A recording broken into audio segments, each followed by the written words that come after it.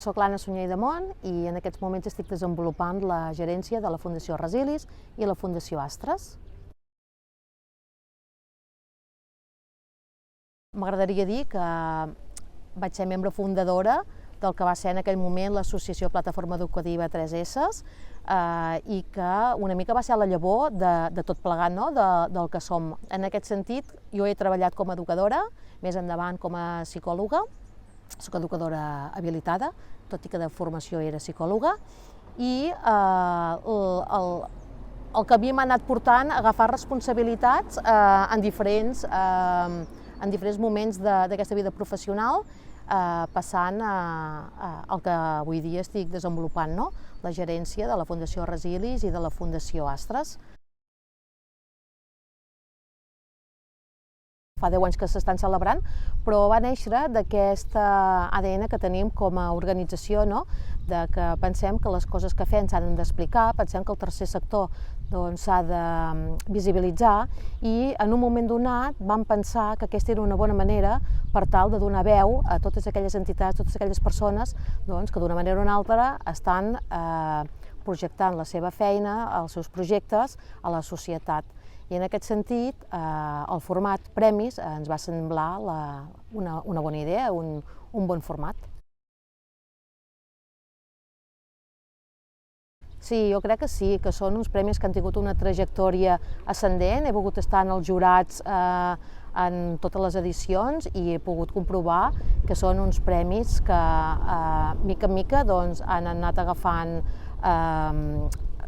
grandària, no? En el sentit que en cada edició el nombre de projectes presentats i en cada una de les categories hi havia moltes propostes, no? El jurat ho tenia molt difícil en escollir quina era la proposta més bona, en aquest sentit, o guanyadora. Sí, en el fons, el propòsit d'aquests premis és fer aquest reconeixement, no? Tenim superclar que aquests premis no serien possibles si no fos per les propostes que any rere any les diferents persones o entitats ens presenten, que això vol dir que darrere de cada una d'aquestes propostes hi ha persones professionals, persones ateses, entitats que treballen en el dia a dia i estan a peu de carrer i al final és un reconeixement a tota aquesta feina feta, no? I que es fa i que amb ganes de fer-la millor i amb l'objectiu que sempre diem, de que les persones siguin el màxim de felices possible.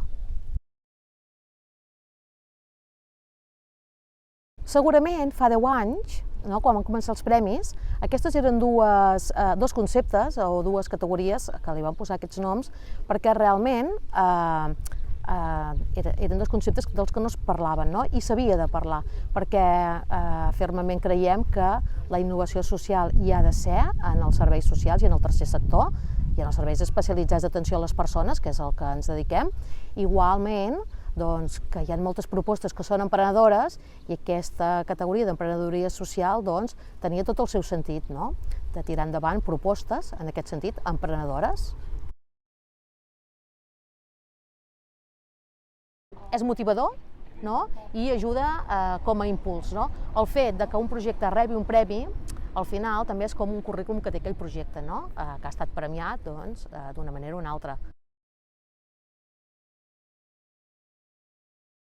Home, jo penso que és una oportunitat de donar a conèixer la feina que s'està fent, que a vegades és feina de formigueta en la que intervenen moltes persones, molts professionals, i de donar a conèixer. Doncs jo penso que això sol ja hauria de ser prou motivador, no? Poder explicar aquesta feina que fem. L'any 2020 ens vam haver de decidir super de pressa què fèiem amb els premis i vam apostar per fer uns premis online i penso que la vam encertar. O sigui, va ser reptador per nosaltres també, no? Tot un repte que ens en vam sortir. L'edició de l'any 2021 la vam tornar a repetir, jo penso que la vam millorar i el cas és que per nosaltres és important mantenir els premis vius, que cada edició es pugui celebrar anualment i, clar, la presencialitat et donava doncs, una proximitat, un poder estar amb les persones, un poder conèixer les persones personalment, no? Les persones i els projectes que es presentaven, que l'online, o sigui, a través de la pantalla és una mica més complicat, no?